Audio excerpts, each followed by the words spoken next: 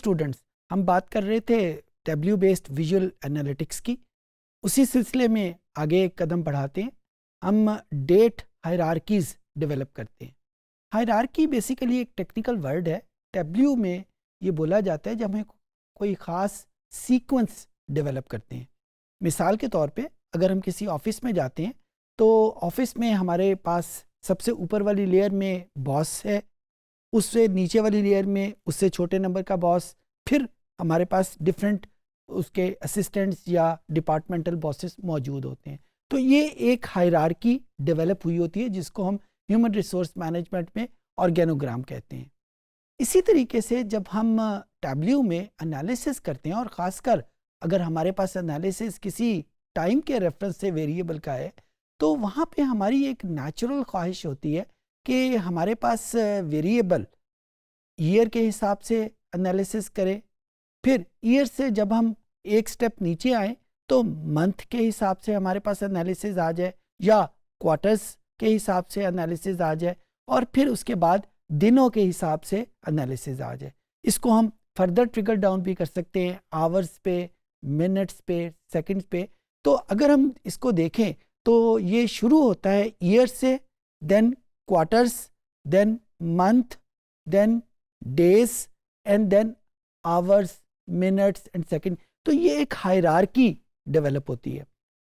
Tableau में खुसूसी किस्म के एनालिटिक्स मौजूद हैं जो इन हायरार्कीज़ को डेवलप भी करते हैं और फिर इनकी मदद से जो एनालिसिस में फ़र्क आता है, जो एनालिसिस में डिफरेंसेस क्रिएट होते हैं, उनको भी विजुलाइज करवाते हैं। तो आइए कंप्यूटर की स्क्रीन पे चलते हैं और देखते हैं कि हम हायरार्कीज़ कैसे डेवलप करेंगे और फिर उनको यूज़ कैसे करेंगे। ये स्टूडेंट्स, ये मेरे सामने टैब्ल्यू का इंटरफेस मौजूद है और यहाँ पे जो इसके साथ गिवन सैम्पल फाइल्स आती हैं, मैं उनमें से एक फ़ाइल सुपरस्टोर के नाम की फ़ाइल इसको यूज़ करने जा रहा हूँ। और जब भी हम इसको इंस्टॉल करेंगे, भले हमारे पास ट्रायल वर्जन हो, भले हमारे पास एक्चुअल वर्जन हो, ये दो फाइल्स हमारे साथ हर वक्त मौजूद होंगी। इन्हीं में से एक फ़ाइल सुपरस्टोर के नाम की, इसको मैं यूज़ कर रहा हूँ। तो depending on the speed of your computer ये आपके सामने आ जाएगी। इनमें कुछ वेरिएबल्स हमारे सामने डायमेंशन नेचर के हैं, कुछ वेरिएबल मेजर नेचर के हैं। पिछले सेशंस में हम ये डिफ़ाइन कर चुके हैं कि हम डायमेंशंस किसको कहेंगे, हम वेरिएबल्स में मेजर्स किसको कहेंगे, लिहाजा दोबारा डिफ़ाइन करने की ज़रूरत नहीं है। मैं इस वक्त इंटरेस्टेड हूँ एक टाइम बेस्ड हायरार्की डेवलप करने में। अच्छा, ये मेरे पास इसका डेटा सोर्स मौजूद है जिसमें सारे वेरिएबल लिखे हुए हैं। यहाँ पे मेरे पास दो वेरिएबल ऐसे हैं जिनको मैं टाइम बेस्ड हायरार्की डेवलप करने में इस्तेमाल कर सकता हूँ। एक मेरे पास ऑर्डर डेट के नाम का वेरिएबल है और एक मेरे पास शिप डेट के नाम का वेरिएबल है। इनमें से किसी एक वेरिएबल को भी मैं यूज़ कर सकता हूँ। दोनों वेरिएबल्स में मेरे पास ईयर्स भी मौजूद हैं, दोनों वेरिएबल्स में मेरे पास मंथ भी मौजूद हैं और दोनों वेरिएबल में मेरे पास डे भी मौजूद है। अब इनमें से किसी वेरिएबल के ऊपर अगर मैं हायरार्की डेवलप करूंगा तो सबसे पहले मैं वेरिएबल ईयर इसमें से कैलकुलेट करूंगा, देन मंथ कैलकुलेट किया जाएगा और फिर उसके बाद डे कैलकुलेट किया जाएगा। तो मैं यहाँ से ऑर्डर डेट को यूज़ करता हूँ। इसकी टूल टिप को मैं क्लिक करता हूँ और यहाँ पे कैलकुलेटेड फील्ड को क्लिक करूँगा। यहाँ पे लेट से मैंने उसका नाम जो है वो ऑर्डर डे रख दिया और यहाँ पे मेरे पास ऑर्डर डेट पहले से लिखा हुआ आ गया। ये इस वजह से लिखा हुआ आया कि मैंने इस वेरिएबल को, इस टेबल को क्रिएट करते वक्त इस कॉलम को हाईलाइट कर लिया था। अगर मैंने हाईलाइट ना किया होता तो यहाँ पे कुछ भी लिखा हुआ ना होता। और जो ये वैल्यू लिखी हुई है ये स्क्वायर ब्रैकेट में है। दोबारा बता रहा हूँ कि ये ब्रैकेट स्क्वायर ब्रैकेट इस वजह से है कि ये जो भी फंक्शन हम अप्लाई करेंगे वो तमाम वैल्यूज़ के ऊपर अप्लाई होगा, किसी एक वैल्यू के ऊपर अप्लाई नहीं होगा। तो यहाँ पे मैंने डे कैलकुलेट करना है। अब मुझे नहीं पता कि डे के रेफरेंस से टैब्ल्यू में कौन सी कमांड मौजूद है। दो तरीके इसके मौजूद हैं मेरे पास। एक तो मैं गूगल यूज़ करूँगा, गूगल सर्च बॉक्स, और दूसरा तरीका ये है कि मैं टैब्ल्यू के अंदर जो हेल्प फाइल मौजूद है उसको भी यूज़ कर सकूँ। टैब्ल्यू अब क्योंकि बहुत पॉपुलर सॉफ्टवेयर है तो टैब्ल्यू की हेल्प फाइल गूगल सर्च के ऊपर एक बहुत एक्सटेंसिव कम्युनिटी मौजूद है जो इनकी हेल्प फाइल मुख्तलिफ हवालों से डेवलप कर रही है। तो बहुत ज़्यादा चांसेस हैं कि आपको गूगल के ऊपर, गूगल सर्च बॉक्स के ऊपर आपको इसके हेल्प के रेफरेंस से बहुत सारी चीज़ें मिल जाएंगी। बहरहाल इस वक्त मैं यूज़ करूँगा जो टैब्ल्यू के अंदर की हेल्प मौजूद है। ये एक मेरे पास एक छोटा सा एरो का की मौजूद है toward the right corner of this box.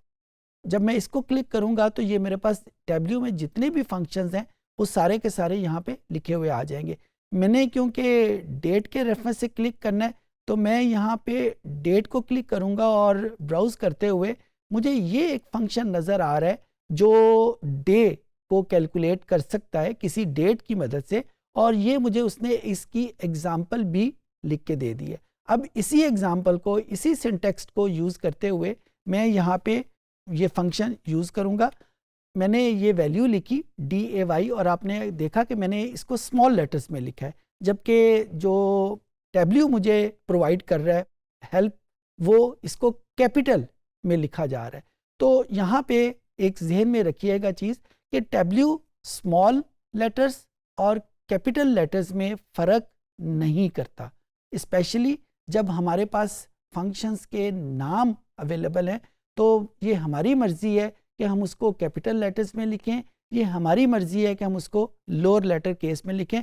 Tableau के लिए उन दोनों में कोई फ़र्क मौजूद नहीं है। अच्छा, अब ये मैंने डे का वर्ड लिखा हो तो इसके साथ आप एक छोटा सा F लिखा हुआ देख रहे हैं। F स्टैंड फॉर फंक्शन, लेकिन ये फंक्शन यहाँ पे जो लिखा हुआ है इसका मतलब ये है कि ये वो फंक्शन है जो टैब्ल्यू की अपनी रिपॉजिटरी में मौजूद है। ये फंक्शन मैंने डिफ़ाइन नहीं किया, मैंने नहीं बनाया, ये फंक्शन टैब्ल्यू ने मुझे बनाया दे दिया। तो ये दो चीज़ें बहुत इंपॉर्टेंट थी, मैंने कहा यहीं पे आपको बता दूं। अब ये मैंने फंक्शन तो लिख दिया, डे भी लिख दिया और उसके आगे ऑर्डर डेट भी लिख दी। आप नीचे इस फंक्शन में देखें तो लिखा आ रहा है कैलकुलेशन कंटेन्स एरर, यानी ये जो फंक्शन मैंने लिखने की कोशिश की है ये ठीक नहीं है। अब यहाँ पे मुझे एक छोटी सी हेल्प यहाँ से भी मिल जाएगी और ये हेल्प मुझे कह रही है कि कोई ऑपरेटर मिसिंग है। जब हम ऑपरेटर की बात करते हैं तो टैब्ल्यू की ज़ुबान में ऑपरेटर 5 चीज़ों का नाम हो सकता है। It may be some bracket, it may be plus, minus, multiplication और डिवीजन। इन 5 चीज़ों को टैब्ल्यू की ज़ुबान में बेसिक ऑपरेटर कहते हैं। तो जब ये टैब्ल्यू हमें बता रहा है कि कोई ऑपरेटर मिसिंग है तो इन्हीं 5 चीज़ों में से कोई चीज़ मिसिंग होगी। अगर मैं प्लस, माइनस, मल्टीप्लिकेशन, डिवीजन की बात करूं तो यहाँ पे तो मैंने कोई मैथमेटिकल फंक्शन अप्लाई नहीं करना, लिहाजा ये नहीं हो सकता। हाँ, ब्रैकेट हो सकती है। अगर आप इसकी हेल्प फाइल में भी देखें तो मुझे ब्रैकेट नज़र आएगी। तो यहाँ पे डे के आगे मुझे बेसिकली एक ब्रैकेट यूज़ करनी है। जो ही मैंने ब्रैकेट यूज़ करूँगा तो जो एरर थी वो ख़त्म हो जाएगी, कैलकुलेशन इज़ वैलिड। यहाँ पे 2 चीज़ें आपके जहन में आ जानी चाहिए कि जब भी हम कोई फंक्शन टैब्ल्यू में लिखने लगेंगे तो टैब्ल्यू हमें उसके करेक्ट होने में या इनकरेक्ट होने में उसी वक्त इंफॉर्मेशन दे देगा। अच्छा, अब यहाँ पे मैंने ये फंक्शन अप्लाई कर दिया, ऑर्डर डे ये कैलकुलेट हो गया। उसी तरीके से मैंने टूल टिप को यूज़ करते हुए दूसरा फंक्शन जो है वो मंथ के नाम का अप्लाई कर दिया। मैं यहाँ पे ज़्यादा तफसील से नहीं जाऊँगा क्योंकि इसमें एग्जैक्टली वही प्रोसेसेस हैं जो थोड़ी देर पहले मैंने डे के हवाले से बताए। मंथ के हवाले से मेरे पास फंक्शन मंथ मौजूद है। सिमिलरली जो तीसरा फंक्शन मैंने यहाँ पे यूज़ करना है या तीसरी वैल्यू जो मैंने कैलकुलेट करनी है वो ऑर्डर ईयर है। अब यहाँ पे ये ईयर के नाम का भी मेरे पास फंक्शन मौजूद है, उसी को यूज़ करते हुए और उसी सिंटेक्स्ट को यूज़ करते हुए मैं इसके ईयर को भी कैलकुलेट कर लूँगा। अब ये तीनों वैल्यूज़ मेरे पास आ गई। इन तीनों वैल्यूज़ को मैं एक हायरार्की में डेवलप करूँगा। अगर मैं यहाँ पे शीट 1 में जाता हूँ तो ये जो 3 वेरिएबल मैंने नए डेवलप किए हैं ये आप देखें, ये मेरे पास order day, order month, order year के नाम के मेरे पास मौजूद हैं। अब यहाँ पे मैं अगर इस टूल टिप को क्लिक करता हूँ तो यहाँ पे मेरे पास एक फंक्शन आ जाता है क्रिएट के नाम का। अच्छा, अब यही मैंने ऑर्डर डेट के नाम की एक हायरार्की यहाँ पे डेवलप करनी है। इसको मैंने डेवलप किया और यहाँ पे मैंने देखा ये 3 वेरिएबल हैं जिनको मैं इस हायरार्की में इस्तेमाल करना चाहता हूँ। तो सबसे पहले मैं इन 3 वेरिएबल को यहाँ से उठा के इस डायमेंशन वाले ऑर्डर में लेके जाऊँगा, क्योंकि इस वक्त ये मेजर्स की फॉर्म में पड़े हुए हैं। तो मैं पहले नंबर के तौर के ऊपर मैंने इनको उन डायमेंशंस में क्लिक किया। जब ये डायमेंशन में क्लिक हो गए, उसके बाद इस ऑर्डर ईयर को क्लिक किया, और ऑर्डर ईयर को क्लिक करने के बाद आपने देखा यही हायरार्की मेरे पास मौजूद है। और यहाँ पे अब मैं ऐड हायरार्की करूँगा, क्योंकि ऑर्डर के नाम की हायरार्की मैं पहले से डेवलप कर चुका हूँ। इसको क्लिक किया।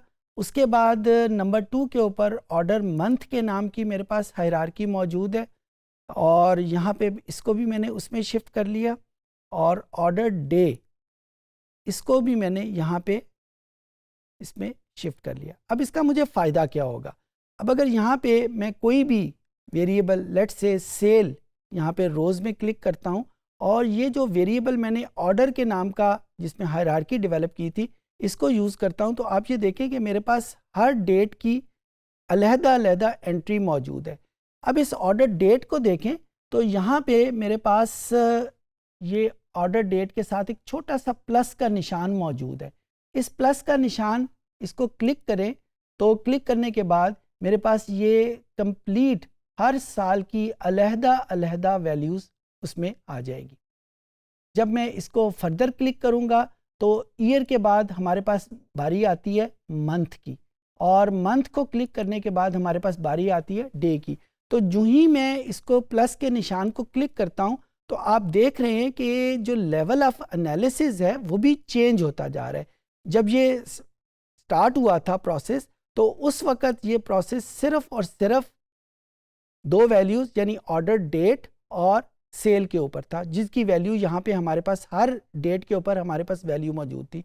और जो मैं इसको एक्सपेंड करता जाता हूँ, ये मेरे पास लेवल ऑफ एनालिसिस वो बढ़ता जाता है। अच्छा, इसका यहाँ से 2 लेसन आपने सीखने हैं।